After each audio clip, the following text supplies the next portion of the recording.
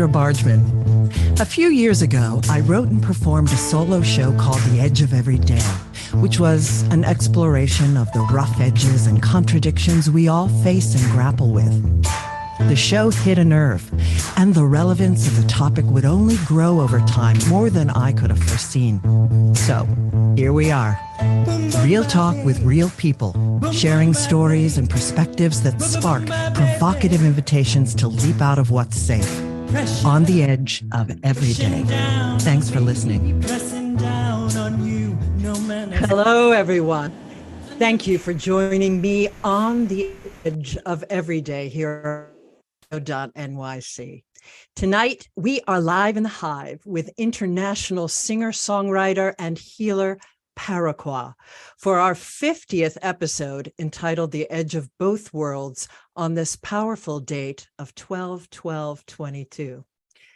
For those of you who have become loyal listeners, thank you so much for spending time with me and my guests. Our numbers keep growing, and I have you to thank. I couldn't do it without you.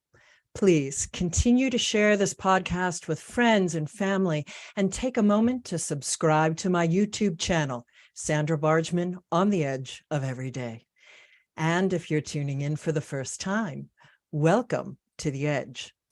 If you like what you hear and you want to last episode of my inspiring guests, you can find them on talkradio.nyc, our favorite podcast platforms, and on my YouTube channel. Again, that's Sandra Bargman, on the Edge of Every Day.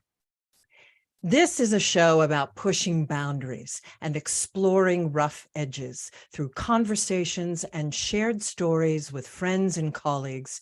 It's my hope that we can begin to understand our edges. And what I mean by edges is those places where we are fearful, those places where we're resistant to change, those places where paradoxes and contradictions live in our beliefs and in our understandings, both internally and in the world around us. Listen, we live in edgy, tumultuous times, and people are complex. The more we recognize our own edges and get real about them, the more we can help others to do the same. And that, I fully believe, can help to change the world. So thanks again for tuning in. And without further ado, it is time to introduce our guest this week.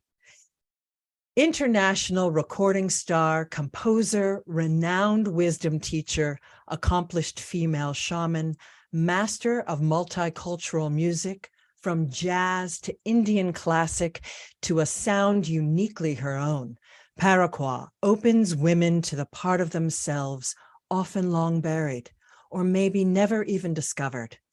She is committed to helping women experience a true deep love of themselves, bringing forth an extraordinary healing sound that is part singing in a range never heard before on the planet, and part multi-dimensional healing. Peruquois fills huge stadiums, arenas, and concert halls around the world. Here in North America, she is still a mystery to be discovered, but it's only a matter of time. Using an ultra-high, low overtone form of singing that she developed, Peruquois can produce up to 4 voices at a time, a unique sound that has been scientifically tested during her concerts to heal. But it's her remarkable story of how this voice unfolded that is so compelling. Her influence has spread through the success of globally explosive CDs, along with concerts and workshops around the world. Peruquois' first public performance using her unique ultra-high-low overtone singing occurred in 2016 at a meditation concert, Voice and Cosmos, at the largest planetarium in Europe. From 2000 to 2017, she has put out a total of 12 CD albums. Branded as the voice of the sacred feminine and the voice of Mother Earth, Peruquois expresses the very feminine soul of sound and has created deep practices called vocal yoga, vocal tantra, and emotional cleansing that have become part of the foundation for her potent workshops. You can find her at Peruquois.com. Welcome, Peruquois. You need to unmute, my friend.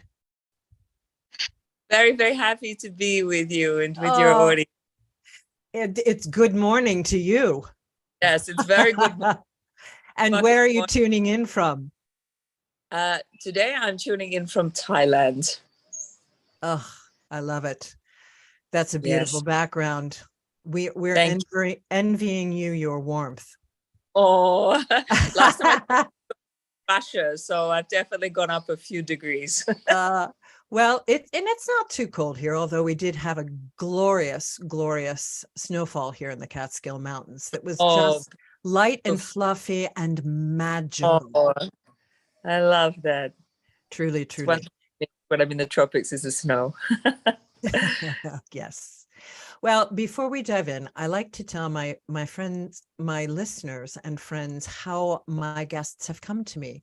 And you came through Sam Leibowitz, our fearless leader at talkradio.nyc, but we had a lovely connection pre-chat prior. And I feel through that conversation and through all of the wonderful research that I did on you this week that we are friends, and it's beautiful. Yes, I felt that too. Just a very intimate connection. Indeed, indeed. So, but I think many of your audience feel that way with you. Oh, aren't you? Well, I hope so. That's my goal. That's very kind of you.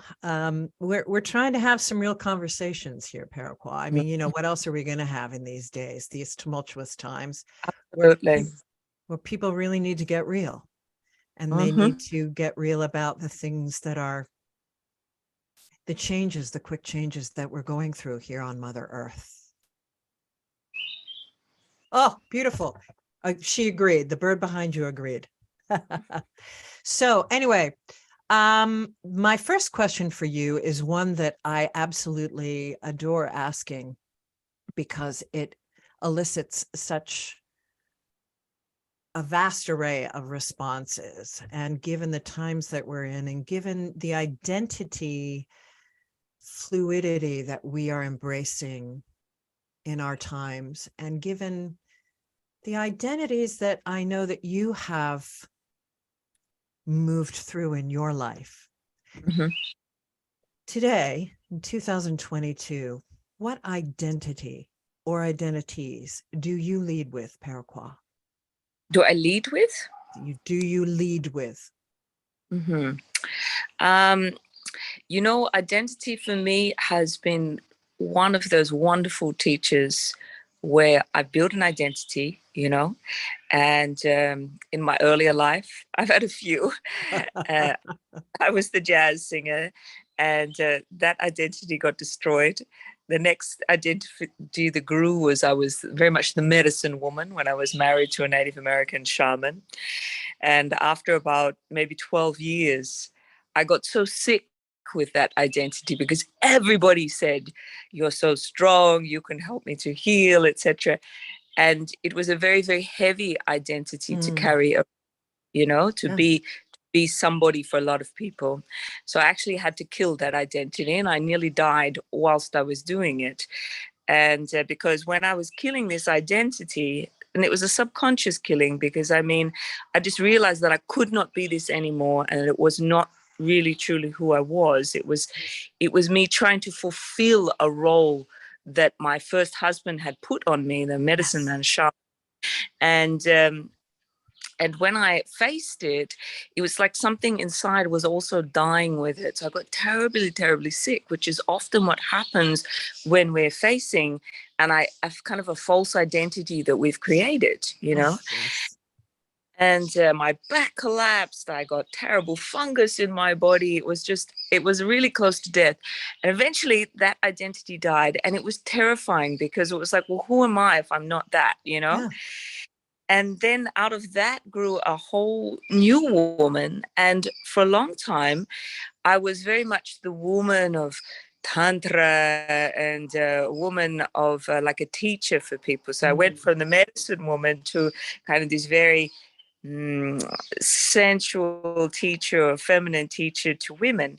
And at the time, I was also with a tantric realized man, and so I built a whole identity around being that very sensual tantric teacher. Well, that identity, I realized, had to die as well. Yes.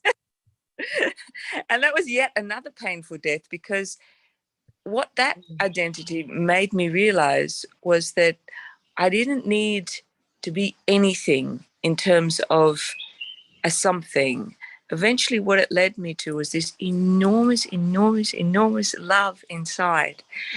And um, and I realized that I wasn't an identity. I was actually the expression of that love. And that love has so many different faces, and, especially being in a woman's body, it's like always changing, like every minute. One minute I'm like a girl, next minute I'm like a wise woman, next minute I'm like, I'm the singer, I'm the performer, next minute, I don't know, I'm just being stupid with my daughter. It's like, and now what I feel like I have is fluidity. You mentioned this word earlier in your speech, is fluidity, where I'm not locked into an identity, but what I do see in the world is people want to make identities out of Indeed. you. Out of you, and they want to cling to them for themselves. And it's for themselves. And so whenever anybody says, oh, you're this, it's like, I know that I'm this. Like, for example, I might say, you're like my mother, you're my spiritual mother, or something like this. I'll say, well, I understand that they're learning to mother themselves inside, right? And I'm mirroring that wise woman that's inside of them. Or they'll say to me, you're like a goddess, you're so beautiful, etc. And I say, yeah, this is the beauty that's opening inside of her. She's really starting to see it now. So that's why she can see it in me. So I've learned that any identities that, that people put on me is definitely because they're seeing things inside themselves. And that's really freeing, because truly. then I don't have to be in anything, and I can be very fluid between whatever that moment of life inspires it from Calls inside. you. Yeah. So that's where I'm at in terms of I love identity. it. I love it. And your spiritual mother is a perfect seg. We're going to need to go on break. But the idea of you as spiritual mother is a perfect seg into what I want to focus on in our next section. We're going to go for a couple of minutes break, and you're going to get muted, and you're going to need to unmute when we come back in. But before we do that, I'm going to in preparation, I've lit a candle for our time together and said my prayers. And I want to read this opening invocation in honor of our conversation before we go to break. You who are as vast as the universe, and you who are as personal as my heartbeat, help me always to speak the truth quietly, to listen with an open mind when others speak, and to remember the peace that may be found in silence. The wisdom of the universe is truth, and this wisdom, love, and truth flows through me. Help me to be a person of truth in all that I say and in all that I do. Open the gate of consciousness through the beauty and the power of our voices and of our love, and allow each of us to be seen and to be heard more fully. And so it is. And when we come back with Peruquois, we are going to dive into the theme of the mother, the spiritual mother, when we come back with Peruquois on the Edge of Every Day. Stay tuned. Are you a business owner? Do you want to be a business owner? Do you work with business owners? Hi, I'm Stephen Fry, your small and medium-sized business, or SMB guy, and I'm the host of the new show, Always Friday. While I love to have fun on my show, we take those Friday feelings of freedom and clarity to discuss popular topics on the minds of SMBs today. Please join me and my various special guests on Friday at 11 a.m. on talkradio.nyc. Are you a conscious co-creator? Are you on a quest to raise your vibration and your consciousness? I'm Sam Leibowitz, your conscious consultant. And on my show, The Conscious Consultant Hour, Awakening Humanity, we will touch upon all these topics and more. Listen live at our new time on Thursdays at 12 noon Eastern Time. That's The Conscious Consultant Hour, Awakening Humanity, Thursdays, 12 noon on talkradio.nyc.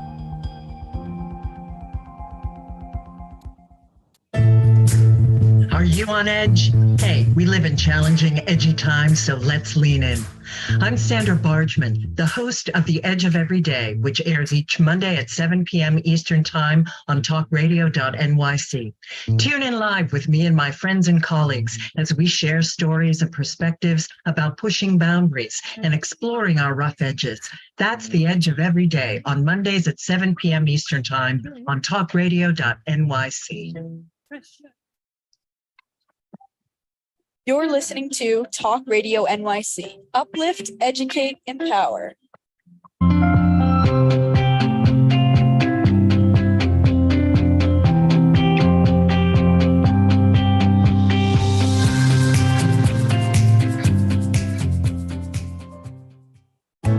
Chipping around, kick my brain to the ground. These are the days it never rains, but it pours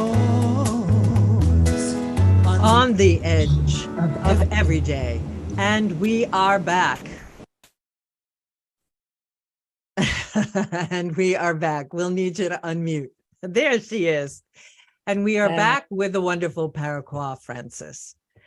Although you go by Peruquois, which I love. You're just Peruquois. I love that. Okay. So in listening to your story, I was so the word mother just kept coming up and coming up and coming up in all of the wonderful research and listenings that I've done with all of your online presence. And I thought, wow, what a mother theme you have. Spiritual mother theme, you know, your relationship. And I use the term mother wound, meaning the relationship that we have with a mother that can be a result of the patriarchal society that we live in. And it doesn't necessarily mean to imply that you have a horrible relationship with your mother, although that can be the case. But, you know, you had an interesting relationship, I won't speak for you, about with your mother. And then, you know, then you've moved, and it can be translated into your relationship with Mother Earth. So at 15, you left home. And then you connected with another mother figure at 17 who was to change your life. Can you give us that story, that portion of your life that led into your discovery of all of this vocal prowess? Yeah, definitely. You know, sometimes when we have a very difficult relationship, and I've definitely spoken to a lot of different women about a similar story. I rest assured you have. Difficult. Often the parting of the relationship is quite early in life, you know, and it was for me, for sure. My mother actually moved away from me when I was 15 and married a man who lived in another part of the state. And it was my great blessing, actually, in a way. And when I was 16, she said to me, my daughter, I need to sell this house because I'm too in debt. So you need to go and rent somewhere. Like, just look in the newspaper, go and rent an apartment with somebody, you know. I can contribute a very small amount of money to your rent, but that's it. You know, you're kind of on your own. And so that's what I did. And I moved in with somebody I didn't know. And which, you know, is kind of part of the initiation, I think, especially in the West, where you go and rent. You go out on your heroine's journey and you meet someone in the woods. Absolutely. Well, who I met in the woods was another black sheep, a bit like me. And she was about 21, single mother. She was a musician and a failed university student because she'd become a single mother. And when I met her, it was like her daughter completely claimed me as a mother. And she herself, we became like sisters. And the first thing she recognized in me, she said, oh my God, you've got the most beautiful singing voice. You know, are you trained? And I said, oh, no. It was just kind of like a childhood dream. You know, when I was 5 years old, I thought I'd be a singer. And I grew up with musician grandparents. So I'd sung a lot as But a your kid. mother was not? But my mother was totally anti-music. She was just like, for her, music meant poverty. So she was terrified that her daughter would become a singer or something. So she completely pressed the music down in me. And so I would go to my grandparents and be like singing and so happy, you know, and then I come back home to my real life, and it was, and that's how I lived my life. Left my wing, you know, at 15. And so by the time I was 16, something was brewing inside. And suddenly it got recognized by this flatmate who was a musician. She said, my God, what's this voice you've got? And I said, by this stage, I devalued it so much that I wasn't even singing. I wasn't training. And she said, no, I'm going to stand for you. I'm sending you to a music teacher, and you've got to go and do some lessons, which is what I did. And I remember my first lesson, she said, what do you want to sing? And I started singing something with her. It was an old jazz tune because my grandparents were jazz musicians. And I'm crying and crying, and I'm so embarrassed. And this woman was quite a mature teacher. And she said, don't worry, dear, it's normal. Well, every time I went to her, I cried my eyes out because all this emotion was coming out of me, you know. And my soul And was grief. really in grief. It was grief. Yes. And my soul, like, finally, she's, Yes. you know, she's on the path, you know.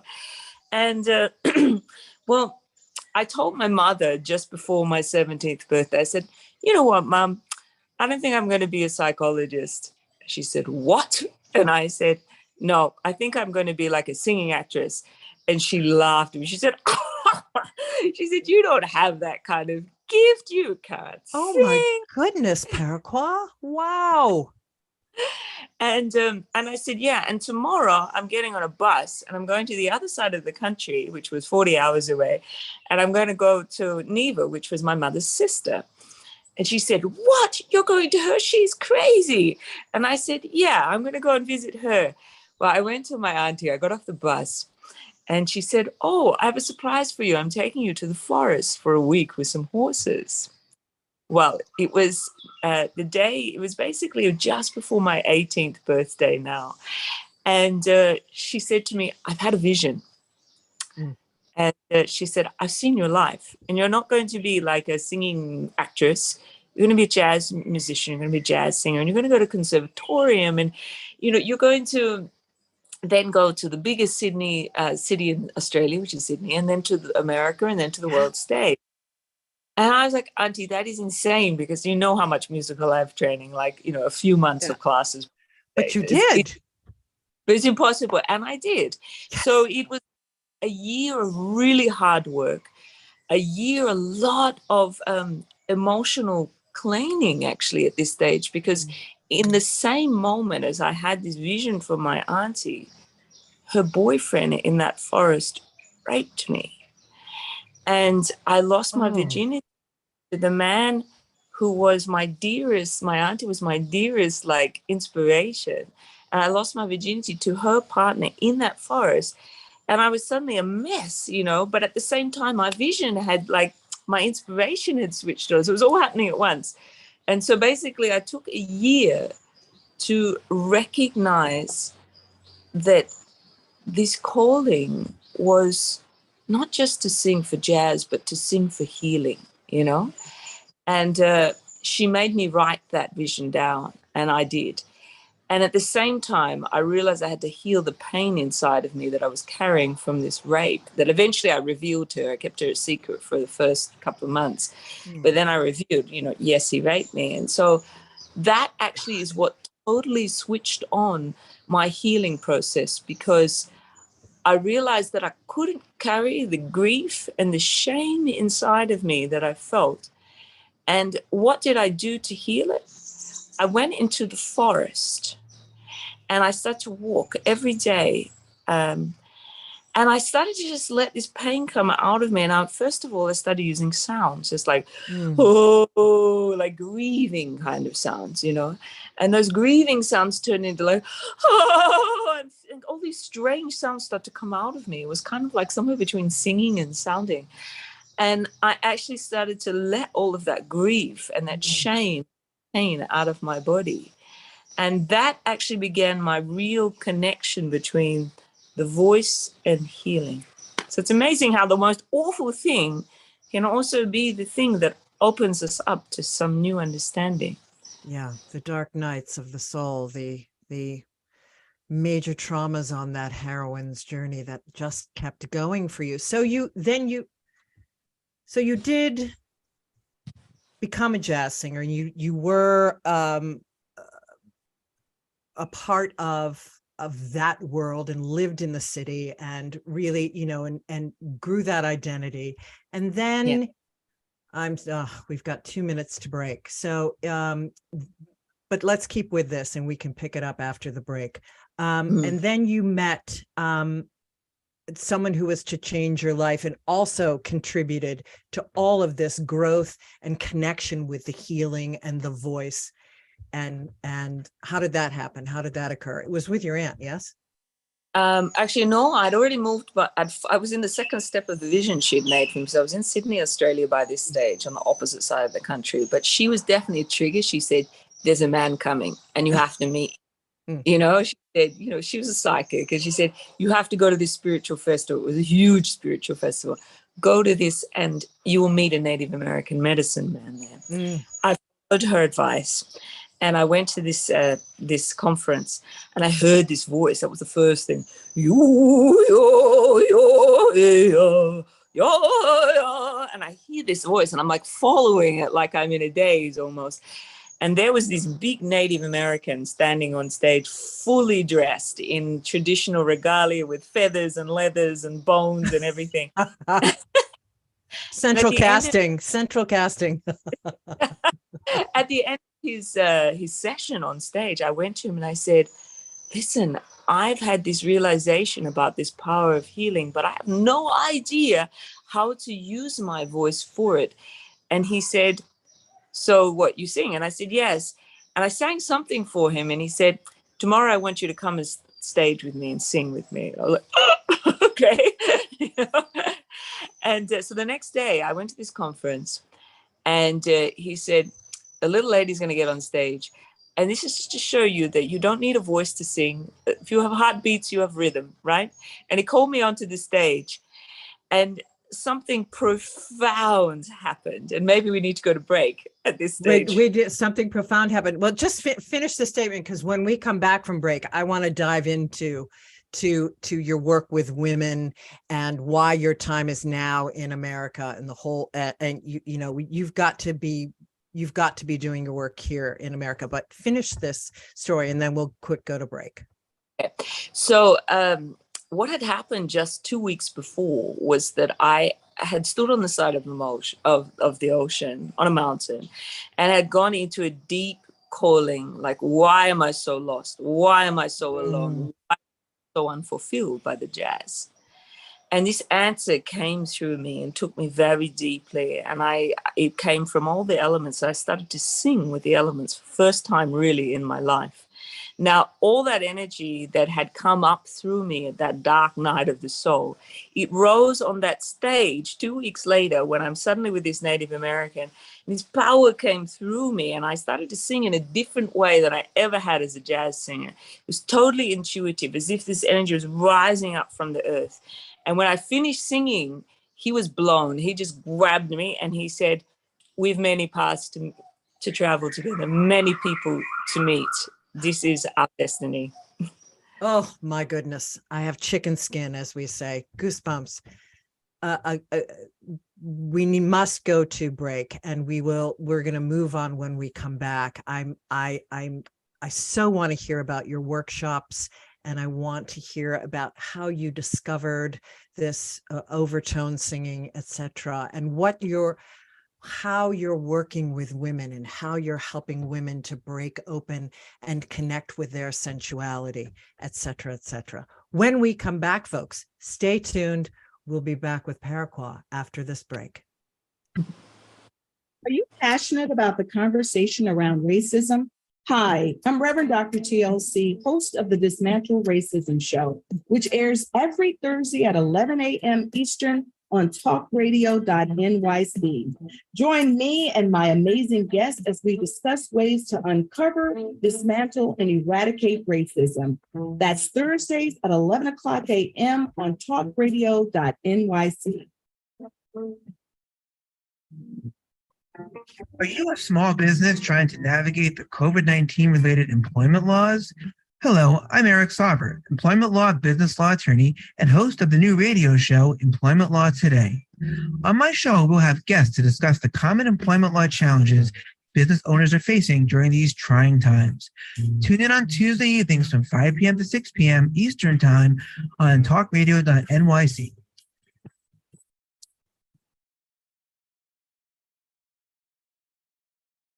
Hey, everybody, it's Tommy D, the nonprofit sector connector, coming at you from my attic.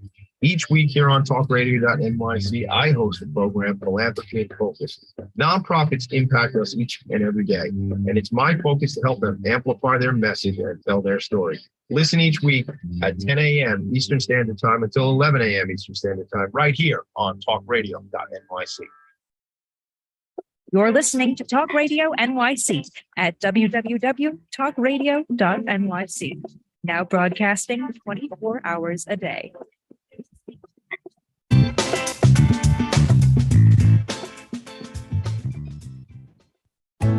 Chipping around, kick my brain to the ground. These are the days it never rained, but it pours On the edge of every day, and we are back with Peruquois. So, Peruquois, I'll need you to unmute.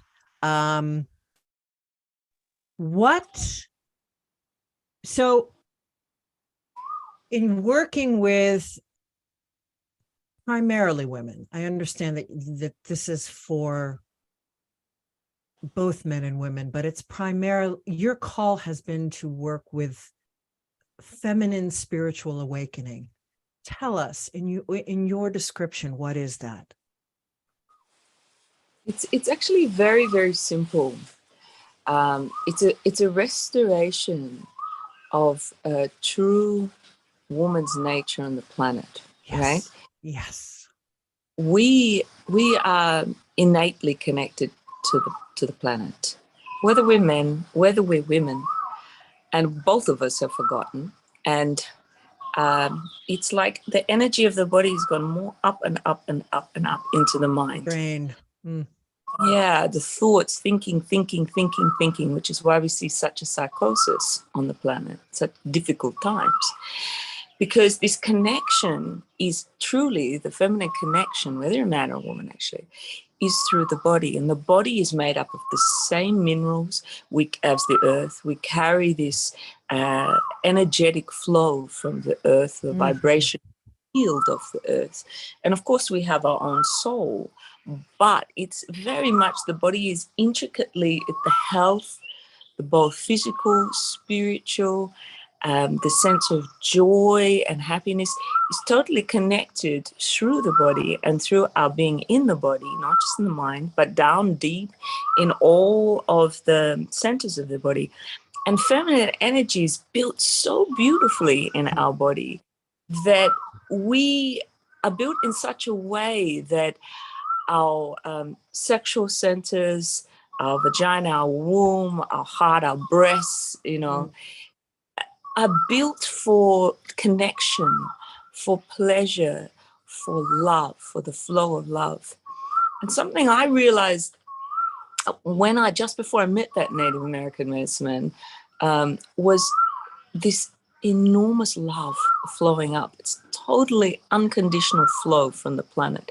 It's not like a human love, because it's not like soft and cuddly. It's like this vibrational field of love that gives life, like a wholesome fabric of life in a myriad of forms and shapes and vibrations and colors and sounds. And this is her. And when we cut this connection to her through believing more in progress, mind, logic, future rather than being capitalism, rather than being fully in the body of love, then we lost something very, very important. So to me, it's all-inclusive spirituality, you could say, in that it's about just coming back to the body, getting the body open, the flow of love up through the body. You could say it's from the earth, but it's also all the way through the whole body's field, to get that flowing. And when that energy is flowing, we come back into that original healthy earthly fabric. And that fabric says there's love here, there's life here, there's death here. All of it's going on here, and it's going on inside of my body. So what I found for women is fundamental is to clear the life channel, because this life channel that flows from the soul, from the crown, down, through the body, all the way down through the sexual center, through the feet, it gets all blocked up with a lot of emotion, a lot of these traumas. And if we understand that fundamentally in the world, our sexuality has been deeply distorted, deeply used, abused, misunderstood, objectified, projectified, and even with women ourselves, we're also perpetuating this distorted feminine sexual energy, and we don't even know that we're hurting our souls. Right, and you have personally done this work through all of your work, through your jazz singing, and then opening up to Mother Earth. I mean, this is something that the agonizing work that you personally, the edge of that work that you had to do. Absolutely, because when I was that young jazz singer, you know how you feel in your 20s. It's like you want to be seen, you dress, you do everything so that when you go into the world, you're adored, or you're desirable, you're sexy, you're all of that. And my whole identity was built around that. And I guess perhaps because I realized my calling very young, it didn't matter calling. And that calling was about true energy, true love, true sound, true vibration. So living from that overly sexualized woman and very masculine drive, like trying to be one of the guys, trying to be cool like other musicians. Very ambitious, yeah. Very ambitious. It tore me to pieces very young. So I realized that was not the way for me. And as we see now with social media, etc., that women are actually the ones sexualizing themselves constantly on camera. And they're hurting themselves because they have this, what they really want when they're like, in front of the camera, what they really want is to truly be seen for who they are, to be seen as this loving, beautiful woman, because that's what a woman is when her flow of love is actually flowing from inside, not just projecting her sexuality and her beauty from outside. It's a very fulfilled and deeply disturbing place, because what happens for her is she puts herself into the world every day, whether it's in the streets, whether it's on social media, but she overly sexualizes herself or pretends or tries to force a presence of beauty without doing the work inside to find this sweetness, this nectar, this elixir of feminine energy that naturally flows when she does feminine meditation. And is that what you do in your workshops? Yes. Connect women to all of that. And of course you do that in all of your music. My goodness. Your music is spectacular. It's the music is a way to vibration, like women switch it on, they go, me, life's good. They want to dance, they want to move, they want to they feel this attunement of love, because that's who we right? And in the workshop space, in the retreat space, or even on my online courses, it's very much about cleaning out all of those distortions and those really painful experiences that we've gone through as women in a world that doesn't truly understand feminine energy. Indeed, as we are breaking through the patriarchy. So let's specifically zero in on your emotional cleansing work, because that's a program that is that from what I understand is complete. I'm sure they all are this, but that is something that people around, all of the listeners, can access immediately to what you're talking about. So tell us about that, the emotional cleansing program. Absolutely. Well, I mean, we carry so many deep emotions, and I found in woman's body, those emotions, they root when they're like, let me give you an example. When you go through an abortion, for example, and a lot of women have been through an abortion, it's a hot topic in America. It's a very sad thing going on there. But let's look into the subject. For example, you go through an abortion, you're not supported emotionally. No. There's a shame often that you feel about it, either within yourself, maybe from your family, maybe from your partner, just from society itself. And you carry this deep wound inside, not to mention the pain that a woman innately feels when she lets go of the spirit of a child, right? Yeah. So it's on all kinds of levels, not to mention physical pain that you go through in a right? So there's all of this thick, heavy energy that's inside her womb, because that's a life center, right? And so when a woman finally gets held by my work, when she comes into my space, whether it's online, offline, she said, your womb is your center of life, your creativity. It's what you relate to the world through, you know? And if it's full of pain, then you literally shut down a big part of your feminine energy, your feminine power, and it has to be cleaned. So I found that sound is the most powerful, instant way to actually clear that deep trauma, because what happens to women when they go through something traumatic, mostly they carry it silently inside, whether it's abortion, rape, a painful birth, a difficult relationship. We carry it silently inside, and it goes into those feminine centers, like the womb, if we're speaking about anything birth related, and it gets stuck there. And so when she uses her voice, then she's given full permission to let that pain out that she couldn't let out at the time. Nobody knew how to help her at the time, you know? So then what I thought, okay, sometimes I can't be in the room with the women, right? Because they're on the other side. Rest assured, sure, it's huge. So I created soundtracks where I'm using my voice to create this holding mother space for her, so that she can feel totally unconditionally, lovingly supported, like she's being mothered with my voice. And I would create that frequency for her to tune into. Now, we're talking about abortion here or anything womb related. It's grief energy, right? It's rage. My goodness. Exactly. It's grief, and often it's rage. Rage is first level, grief is underneath. Is right underneath it.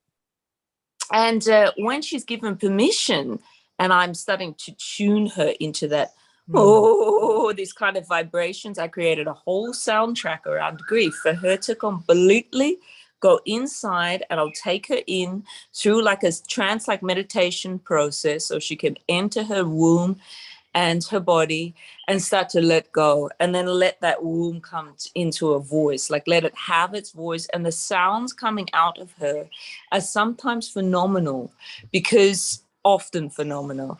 And often in a workshop space, sometimes I've got like 300 women in the room, and that you would not believe the sound of woman releasing her rage and her grief. It is something like the most powerful sound I think I've ever heard on the planet, is when women come together and release this grief and rage, you know, through their own voice. Yes. And So then I created that practice so she could also do that home.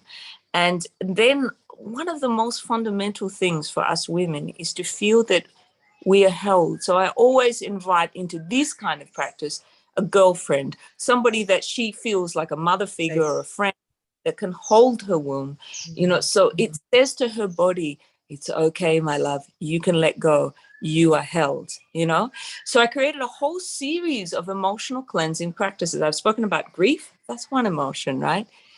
Anger, getting totally in tune with anger and letting it, and I created this wild soundtrack with my music so she can just totally let it come through her body, dance it through, sound it through. Or we look into the emotion of guilt, one of those things that we carry inside. Guilt and shame. Oof. Guilt and shame. It's huge, and it creates a tight woman inside with secret, and she's not really competitive, and she's not honest in her relationships when she's got guilt, because she's got a dirty secret inside, so she thinks, And there's a whole practice that I give her through this emotional cleanse to release it, to meet that guilt, to find the source of it, and to completely forgive herself, to dissolve it, and to let her heart open again. So she starts to access this big womanly flow of love again. So this is a lot. I've just mentioned 3 emotions, but there's about 5 or 6 different courses on the site, depending on what emotion you're trying to meet and heal inside your body. And the voice is very important. Of course, breath, sometimes movement with it, but always rooted in a lot of love and being held by this motherly energy that I hold for a woman going through that locked, awful, dark energy that she's carried inside of herself. Spectacular. And so needed. My goodness, my goddess, so needed. We need to go to break. There's so much to unpack there, but I have a million questions for you in only an hour. So there's only so much I can get to with you. And perhaps I'll just have to get you on again, because for our last section, I would love it, truly. For our last, when we come back from break, and it'll be a short last section because we've gone over in our third one, but I do want to talk quickly about Overtone and your concerts and your book quickly, where people can find you. And when we come back, I'm going to jump to it. When we come back with Peruquois on the Edge of Every Day. Stay tuned, folks. Hey, everybody, it's Tommy D, the nonprofit sector connector, coming at you from my attic. Each week here on talkradio.nyc, I host a program, Philanthropy and Focus. Nonprofits impact us each and every day, and it's my focus to help them amplify their message and tell their story. Listen each week at 10 a.m. Eastern Standard Time until 11 a.m. Eastern Standard Time, right here on talkradio.nyc. In a post-COVID world, you may have many unanswered questions regarding your health. Are you looking to live a healthier lifestyle? Do you have a desire to learn more about mental health and enhance your quality of life? Or do you just want to participate in self-understanding and awareness? I'm Frank R. Harrison, host of Frank About Health, and each Thursday, I will tackle these questions and work to enlighten you. Tune in every Thursday at 5 p.m. on talkradio.nyc, and I will be frank about health to advocate for all of us. Are you a conscious co-creator? Are you on a quest to raise your vibration and your consciousness? I'm Sam Leibowitz, your conscious consultant, and on my show, The Conscious Consultant Hour, Awakening Humanity, we will touch upon all these topics and more. Listen live at our new time on Thursdays at 12 noon Eastern Time. That's The Conscious Consultant Hour, Awakening Humanity, Thursdays, 12 noon on talkradio.nyc. You're listening to Talk Radio NYC at www.talkradio.nyc. Now broadcasting 24 hours a day.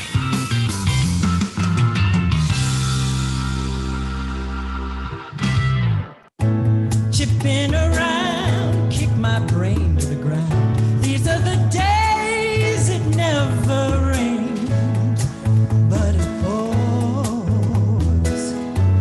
the edge of every day. And we are back with Peruquois. So I need to dive into, you need to unmute, please. We need to dive in. I want to make sure that we talk about your exquisite music, this incredible genre that you've created that's part sometimes jazz, sometimes part jazz. Talk to us about this genre. Okay, so what it is a super mix because I've traveled so much around the world and I've drunk from a lot of cups, Indian classical, Middle Eastern, chill out music, tribal music, you know.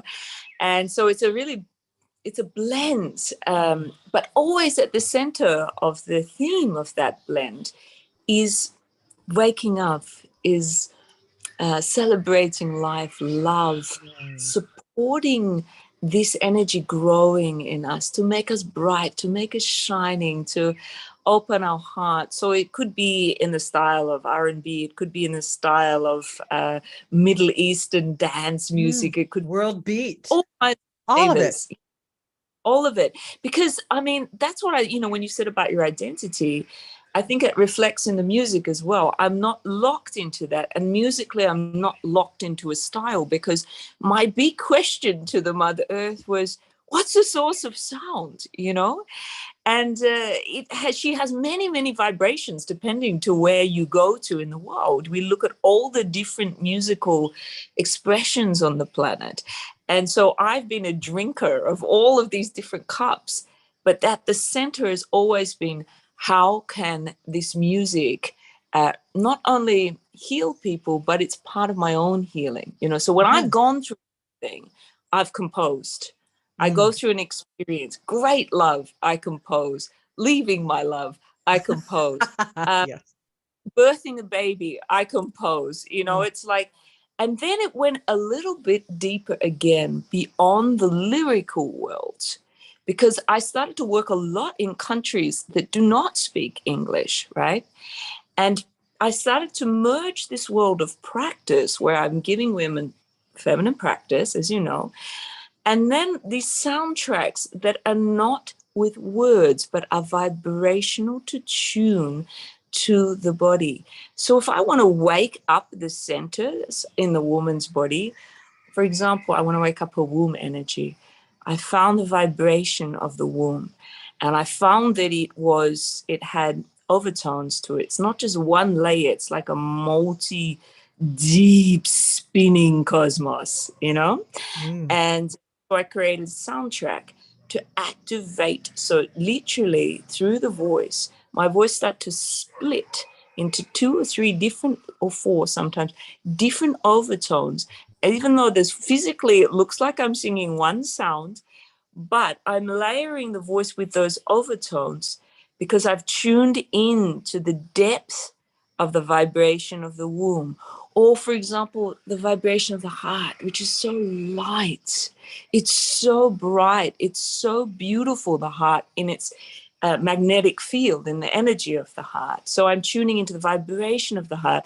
And I started to compose soundtracks using these overtones to open that heart to its magnificence and bring it together with a practice to open the heart. Now, this approach I then brought to the concert hall.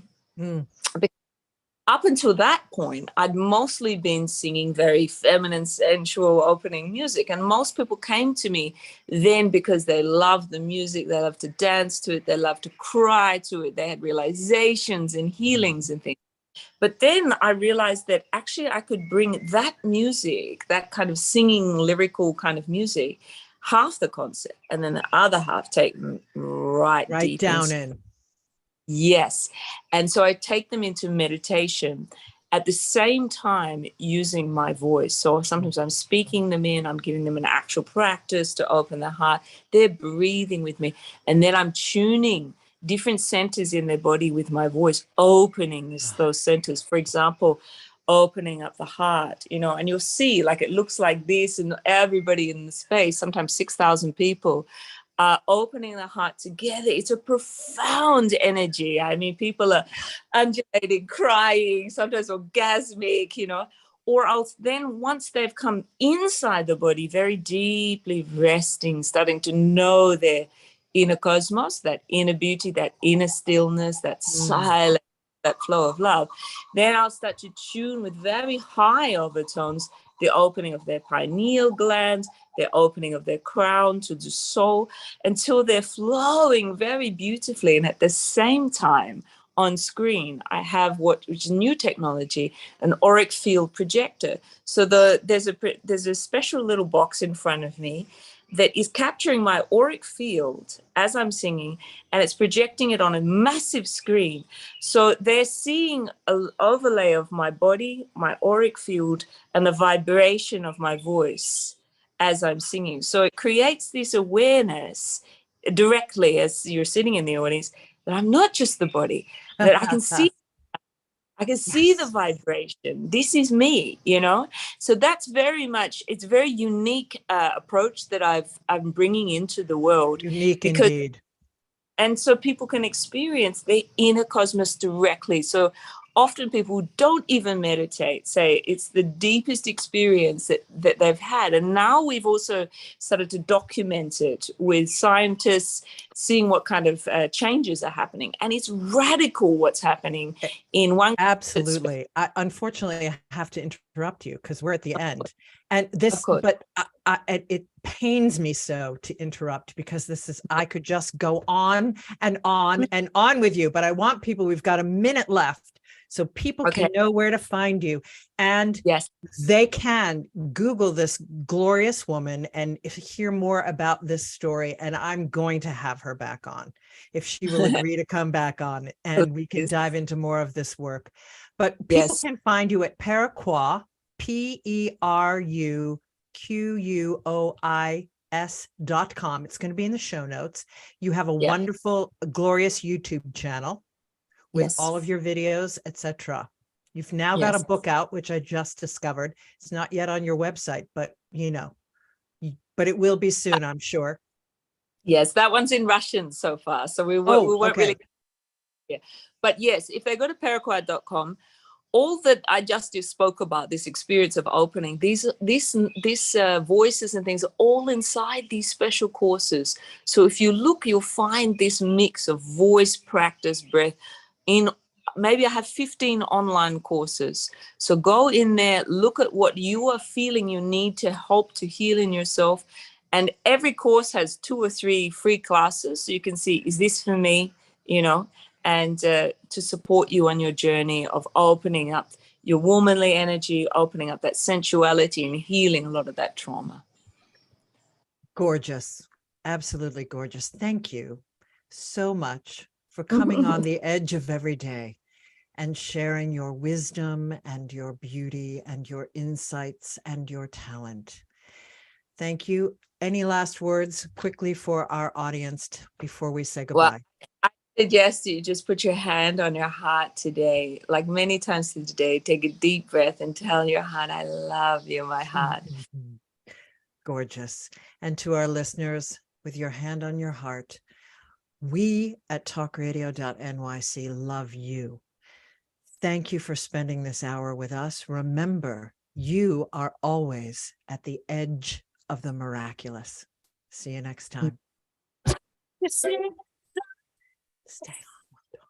This is our last dance. This is ourselves under pressure.